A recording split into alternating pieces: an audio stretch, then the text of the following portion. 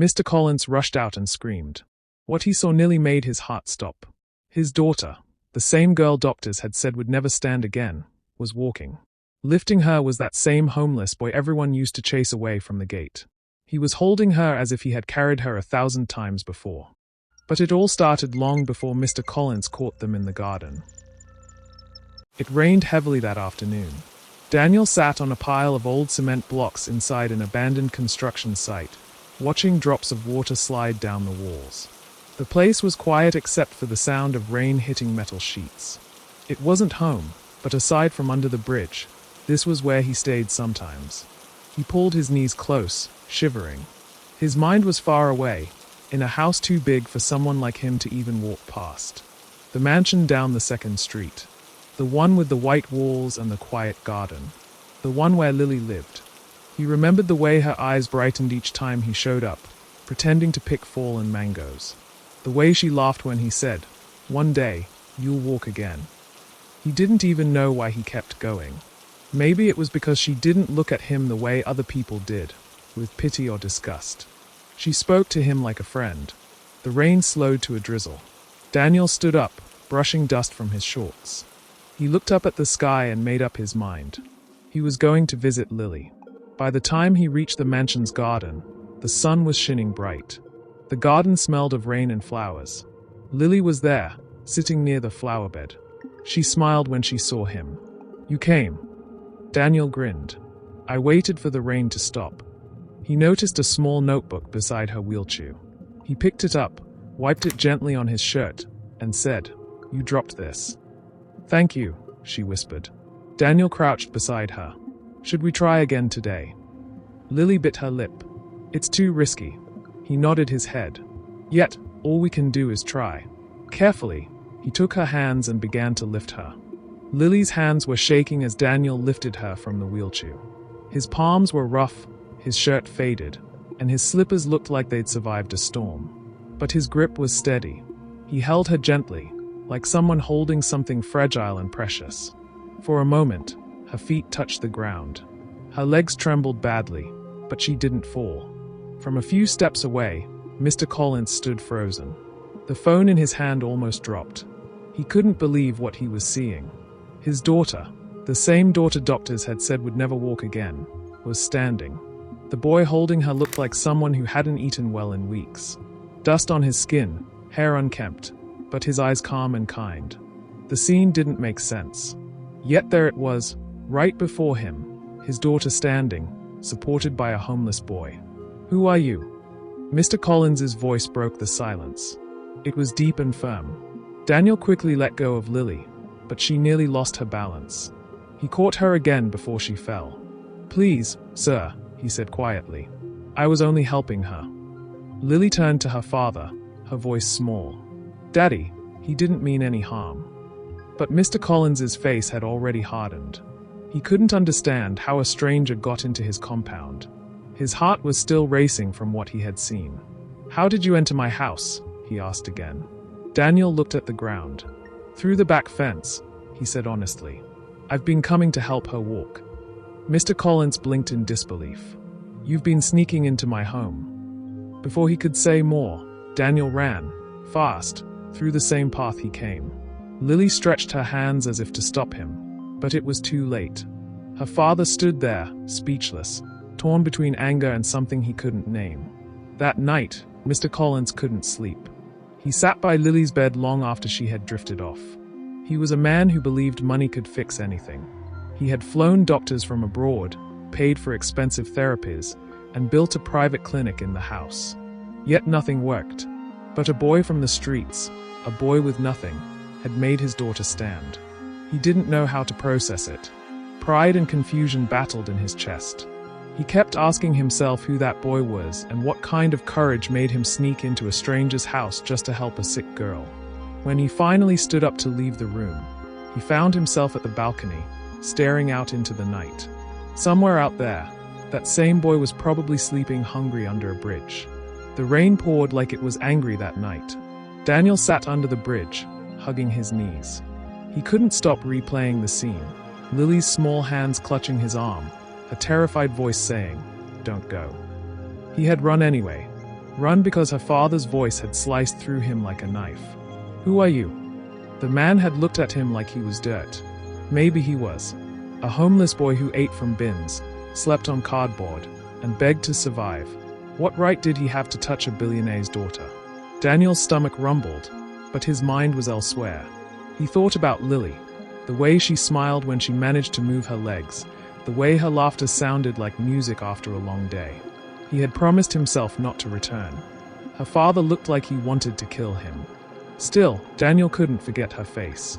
Lily wasn't just some rich man's daughter to him.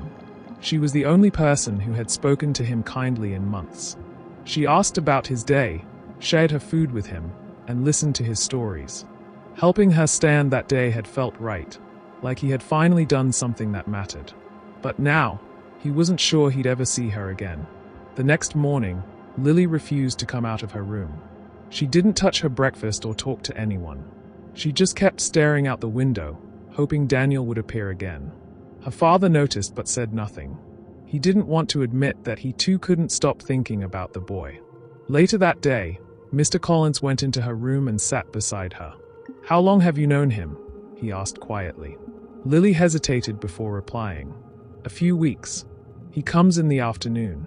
He helps me try to stand." Mr. Collins sighed and rubbed his face. "Why didn't you tell me?" She looked at him sadly. "Because I knew you'd chase him away." "But Daddy, he's good. He didn't ask for anything. He just wants to help." "Lily, please," he said gently, looking deeply concerned. "I'll bring another physiotherapist tomorrow. We'll find someone better." She turned her face away. "No one can help me like he did." Her voice was small, breaking halfway through. "When Daniel was here, I felt alive. I forgot I was broken." Mr. Collins's heart twisted. He stood up slowly, walked to the window, and looked outside. For the first time, he realized how lonely his daughter must have been. He wanted to tell her she wasn't broken, but he knew words wouldn't mean much. What she missed wasn't just the boy's help, it was his faith in her.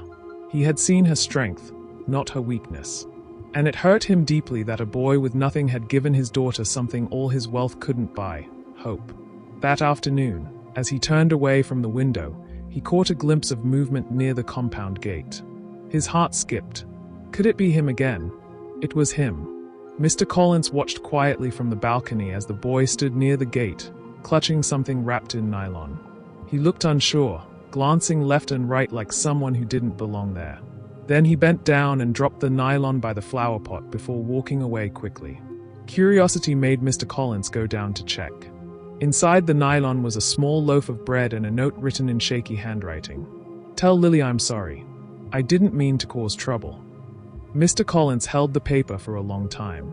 The handwriting was rough, like someone who hadn't finished school. But the words carried something rare: sincerity. For the first time in years, the billionaire felt small. All his money, his guards, his mansion, none of them could buy the kind of heart that boy had. Lily's eyes filled with tears when she saw the note. She held it to her chest and whispered, "He came back." That evening, she begged her father to find Daniel. "Daddy, please. He didn't do anything wrong. He just wanted to help." Mr. Collins didn't answer immediately. He just kept watching her face, the light in her eyes, the hope that hadn't been there in months. Finally, he said quietly, "All right. I'll find him." Those words made Lily smile for the first time in weeks. Mr. Collins didn't understand why he said them. Maybe it was guilt. Maybe it was admiration. Or maybe it was because he saw something in that boy, something he once had before wealth hardened his heart. Finding Daniel wasn't easy. The city was big, and boys like him disappeared into corners most people never looked at. But after days of searching, one of the drivers came back with news. "I see one boy like that near Eco Bridge. If BM." Mr. Collins drove there himself. The driver pointed, and he saw Daniel sitting on the pavement, fixing a broken shoe for a little boy. His face was dusty, but his hands moved gently. Mr. Collins came out of the car slowly. When Daniel looked up and saw him, his body stiffened. He dropped the shoe immediately and stood. "Sir, I didn't steal anything. I swear." Mr. Collins raised a hand. "I know. You didn't. For a few seconds, neither of them spoke. Then Mr. Collins said, "Come with me." When Daniel entered the mansion again, it felt different. The air smelled of perfume and polished floors, too clean for someone used to dust and smoke. He stood awkwardly near the door until Lily appeared, smiling, weakly, but brighter than before. She rolled her wheelchair closer. "You came back." Daniel smiled shyly. "Your father found me." Mr. Collins watched quietly as Lily stretched her hands toward Daniel. He helped her up carefully, supporting her just like before. Step by shaky step, she tried again. Her knees trembled, her breath came heavy, but she took 2 steps. Lily burst into tears. Daniel held her steady. Mr. Collins turned away, blinking fast. The moment broke something open in him, something pride had buried for years. After that day, Daniel began coming to the house every morning. Mr. Collins made it official. He would be Lily's helper, her walking partner. The staff didn't understand it. Some whispered that the boy didn't belong there, that he'd spoil the girl's mind. But Mr. Collins didn't care. Lily's strength grew with each day. Daniel would tell her stories from the street, about people he'd met, places he'd slept, and how he once picked leftover food from a bakery bin. She'd listen, eyes wide, her heart breaking and healing at the same time. One afternoon, she said softly, "Daniel, promise me something." He looked at her. "What?" "Promise you'll never stop trying. Not for me, not for yourself." Daniel nodded slowly. "As long as you don't stop believing you can walk again." Their eyes met. 2 broken souls, one rich, one poor, somehow helping each other stand. Daniel's nights under the bridge became quieter. He still went there sometimes to sleep, but most of his days were spent in the mansion. Mr. Collins had insisted he get clean clothes, eat proper meals. Daniel was shy, unsure of how to act among people who had everything he had never known. But Lily didn't care about manners or wealth. She just wanted her brother. Every morning, he would help her stretch, guide her legs, and push her just a little further than the day before. And every evening, she waited for him at the balcony, waving until he disappeared into the garden shadows. Their bond had grown stronger than either of them expected. One evening, Daniel returned to the garden earlier than usual. He noticed Lily staring at the pond, her face calm but distant. "What's wrong?" he asked gently. Lily shook her head. "I'm scared I'll stop walking. That I'll fall again and you won't be able to help me." Daniel knelt beside her. "Hey, listen to me. You've come so far. I'll never leave your side. Not for 1 step, not for 1,000. Her eyes filled with tears. "Promise me, Daniel." "I promise," he whispered. And in that moment, neither cared about wealth, status, or the world outside. Mr. Collins had been watching quietly. He hadn't realized how much he had underestimated the boy. Daniel wasn't just brave. He was disciplined, patient, and honest. The thought of having someone like him in the family, someone who genuinely cared, made him pause. That night, he went to Daniel's side and asked quietly, "Would you like to go to school? Proper school?" Daniel blinked, unsure he had heard correctly. "Sir." "Yes," Mr. Collins said firmly. "I will make sure you get educated. You've got a good heart, Daniel. I won't let it go to waste." For the first time, Daniel felt a weight lift from his chest. Someone believed in him completely, not because of money, not because he did something grand, but simply because of who he was. The next weeks passed quickly. Daniel started attending classes in a small private school Mr. Collins arranged for him. It wasn't easy. He struggled to read, write, and keep up with children who had never known hunger or fear. But he never gave up. Every evening, he returned to the garden to help Lily, keeping their brother-sister bond alive. Lily's legs grew stronger too. By the 3rd week, she could take 10 steps without stopping. Her laughter returned, filling the mansion with warmth Mr. Collins hadn't heard in years. One evening, he watched them quietly and thought to himself, "This boy didn't just help my daughter walk. He healed something in all of us."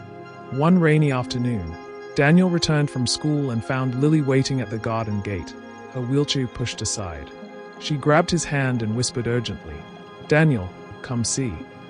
They ran to the pond where a small fish had gotten trapped near the edge. Daniel carefully scooped it up and placed it back in the water. Lily laughed. "See, Even small lives matter, just like ours. Mr. Collins stood on the balcony, watching them. Something clicked in his heart. He realized Daniel's courage, humility, and love were rarer than anything money could buy. He didn't understand it fully yet, but he knew one thing. He was going to make this boy part of their family, no matter what it took. The next morning, Mr. Collins sat Daniel down. "I want you to be part of this family officially," he said. "I'll adopt you, and make sure you never have to go hungry again." Daniel stared at him, heart pounding.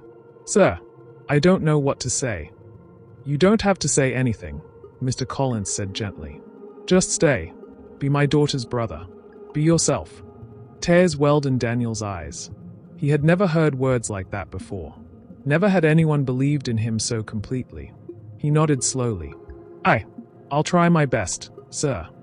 And that night, as Daniel lay in the bed in his new room, he heard footsteps outside. Someone was watching. A shadow lingered near the gate. Daniel's heart skipped. Who could it be? The shadow at the gate belonged to no stranger. It was Daniel's old friend from the streets, a boy who had begged and scavenged alongside him under the bridge. He had come to warn Daniel about someone who had been asking questions about him. Lily's legs had grown stronger than ever. Daniel guided her to the center of the garden. She held his hands tightly, fear mixed with excitement. "I'm ready," she said. Step by step, she walked across the tiles. She stumbled once, twice, but Daniel held her firmly. Mr. Collins stood nearby, tears streaming silently. After years of helplessness, watching his daughter take real steps with her brother beside her felt like seeing a miracle happen. By the time she reached the far end of the garden, she was laughing and crying at the same time. Daniel lifted her in a hug. "You did it," he whispered. Life at the mansion slowly settled into a new rhythm. Daniel went to school during the day and helped Lily in the garden every evening. Mr. Collins, once distant and cold, became gentler, often joining them quietly, watching the two grow together. One afternoon, Daniel found an envelope tucked under his pillow.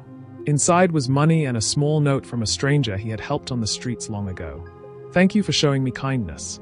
You will never be forgotten." Daniel held it close. For the first time, he felt the world might finally be a place where he belonged. One evening, Daniel and Lily were practicing walking near the fountain. The sky was pink, and the garden smelled of wet grass. Lily stopped and looked up at him. "Daniel, promise me you'll never leave." "I promise," he said, his voice firm. Suddenly, Mr. Collins called out, "Lily, Daniel, come see this." They ran to the balcony. From afar, a limousine slowly approached the mansion. But it wasn't just any guest. It was a man from Daniel's past, someone who had once wanted to take advantage of him, standing at the gate with a small crowd behind him. Daniel's heart skipped a beat. "Daddy, it's him," he whispered. Mr. Collins looked grim, but he stepped forward. "We'll face this together," he said. And as the shadows of the past crept into their garden, Daniel realized that the road ahead would test everything they had built, their trust, their courage, and the bond between a girl who could now walk and the boy who had lifted her. The night ended with the three of them standing at the gate, staring at what was coming, hearts pounding, and the story paused, leaving the future uncertain.